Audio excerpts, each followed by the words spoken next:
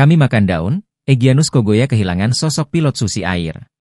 Rencana awal, Philip Mark Meherten dijadikan sandera agar OPM bisa mendapatkan apa yang mereka inginkan dari RI. Egyanus Kogoya, salah satu panglima OPM, ditugaskan mengawal pilot susi air tersebut.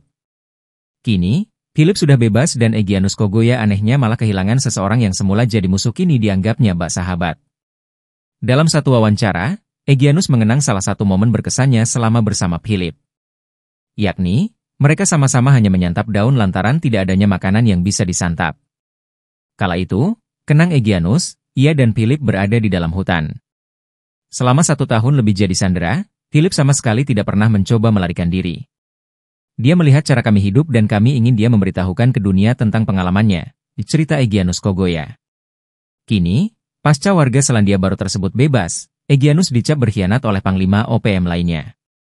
Jubir OPM, Seb Bisambom, menuding Egyanus telah menerima suap dari RI.